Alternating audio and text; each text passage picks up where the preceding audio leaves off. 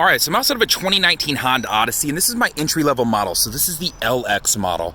The easiest way you can tell quickly is you'll notice on your doors, you'll see that they're black handles versus body-colored, and your mirrors are black too. So that's a quick indicator if you're driving by one versus something you'll see like the ones sitting over here that have the chrome finish on them, just to give you an idea.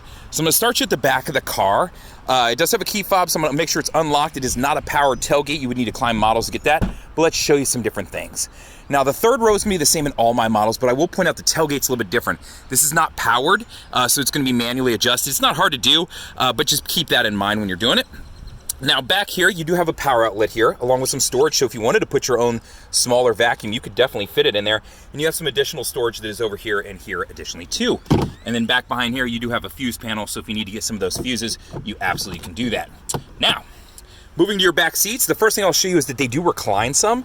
So if you want to bring them back a little bit, see if I can do this with one hand. I don't know if I can right now.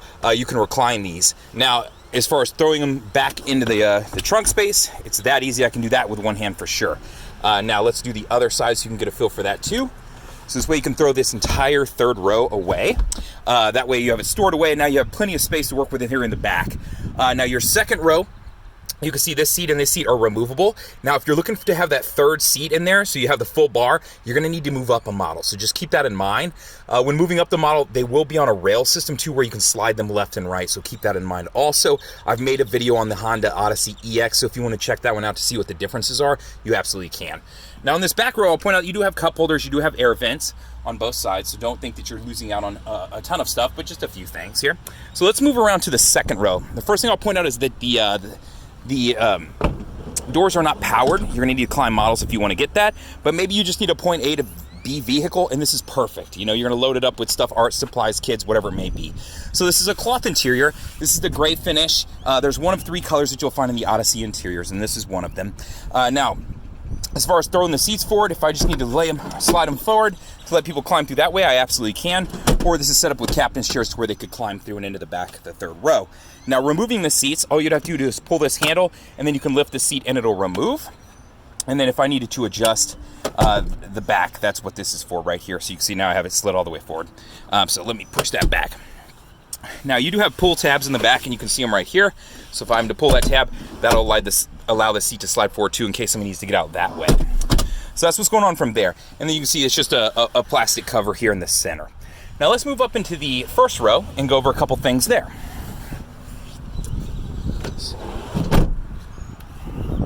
So in your first row, it is a push button start, so let's hop on in. I will point out it's a powered seat. So I've got front, back, up, down, and then my adjustment on the back, the headrest part here. Hopping in, let's crank her up, foot on the brake, press the start button, it'll fire up for me. And let's go over a few things here. So I'll start you over on the left side and just point out that you have your window controls, your window locks, your door locks, and your mirror controls. So those are pretty easy to understand from that standpoint. I don't think I need to do too much explaining going on there. Now, jumping over onto the dash, the first thing I'll point out is vehicle stability assist. That's a picture of the car right there with the squiggly lines. Now, what that is if you go into a skid, it'll transfer power to whichever wheel is getting better traction. So it's designed to help you out. Only time you'd want to turn this off is maybe if you were stuck in the mud and you wanted to spin your tires while one of your friends was trying to help push you out. That would be about the only reason I could come up with. Now, down below that, you're gonna see a couple buttons. The first one is the parking brake. The parking brake in this car is electronic. So foot on the brake, if I press the trigger, that's gonna set my brake for me when I do it. You'll see that it says brake up there, letting me know that, yes, I have in fact set the brake. Now to release it, same thing, but reverse, put my foot on the brake, pull out, and now it releases it. And you'll feel this move under your foot when you do it, so just be aware of that. Now down below that, you're gonna see brake hold. To use brake hold, I always have to have my seatbelt on, so let me throw on a seatbelt and I'll show you how this feature works. And that way we can go over that.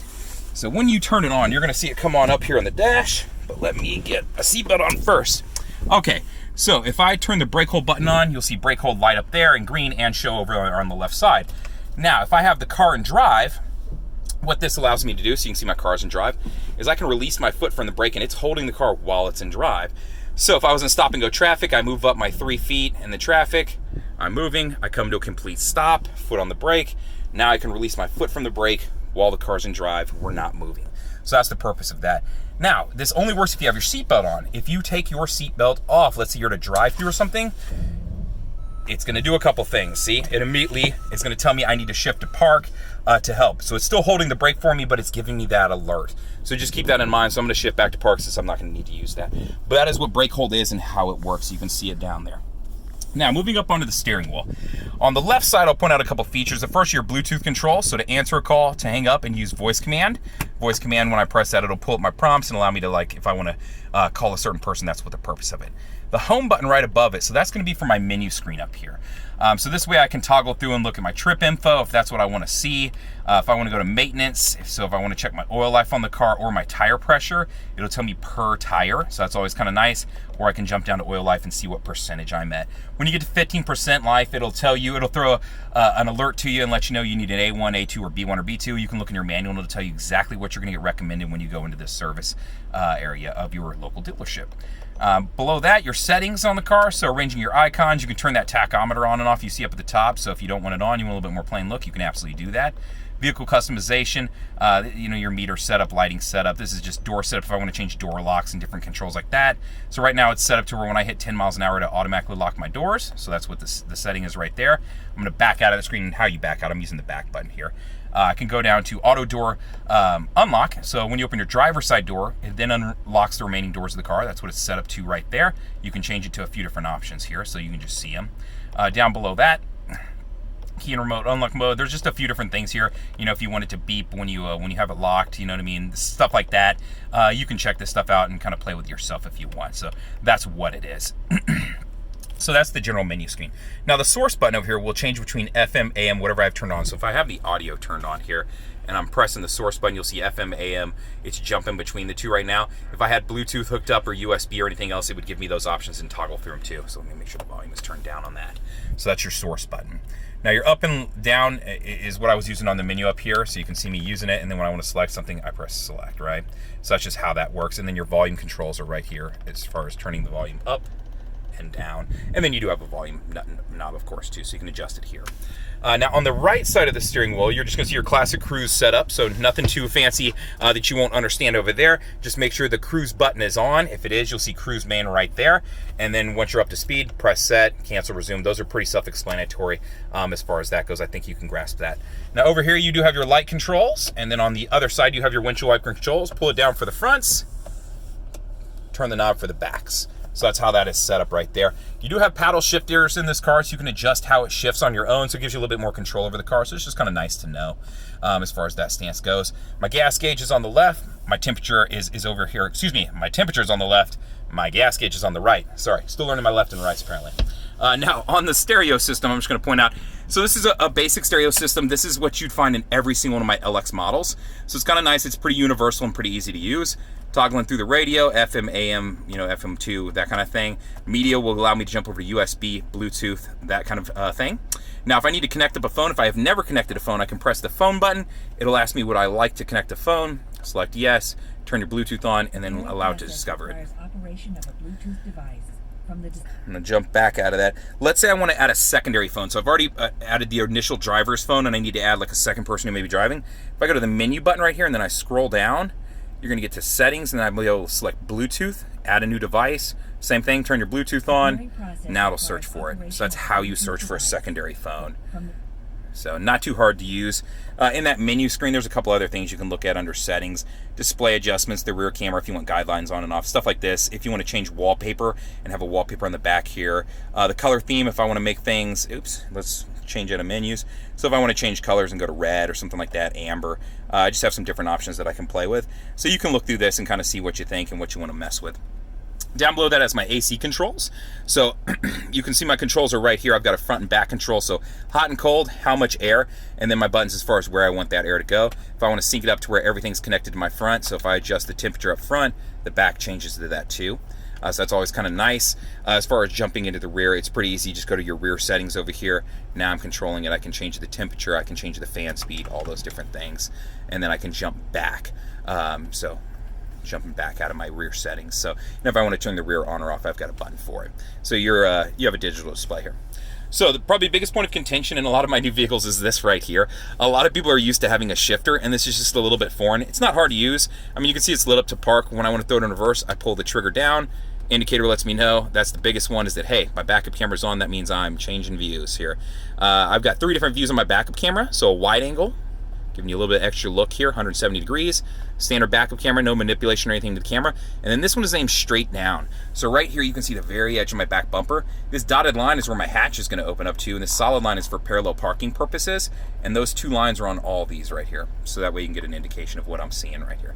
So that's your backup camera on the vehicle. So this kind of eliminates the need for parking sensors for a lot of people. Now, neutral is pretty self-explanatory, and then your drive mode. I do have an econ button. Anytime I turn that on, you'll see the green leaf come on here. This will improve gas mileage of the car, but you're going to give up some things. So in getting that better gas mileage, be prepared that you're going to give up some acceleration off the pedal, and that your AC unit won't blow at full blast 100%. So it's going to dim it a little bit. For the most part, it's not that noticeable, but it is there, so I like to let people know about it. So that's the econ button right here. Above that is my snow button. This will just allow me to change between traction control settings. So it offsets some of the shifting points of the car and just allows me to keep traction a little bit better.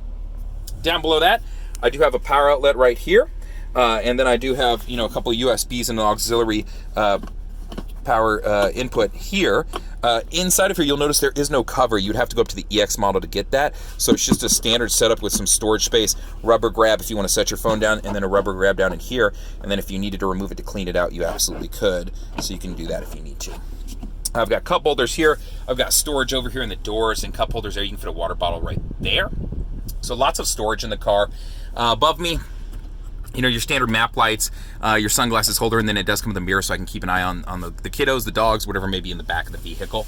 So that is a Honda Odyssey LX. This is the gray model, modern steel gray with the gray interior. If you have any questions about the car, feel free to reach out. I always suggest check out the model above it. I think it's a better bang for your buck, but I understand everybody's on a budget and some people just want a point A to point B vehicle. You can always reach out on the YouTube video. If you have questions, you can email me at the letter J, then fuller@howdyhonda.com, or you can call me at 512-443-4300 and ask for Justin Fuller. Thank you much.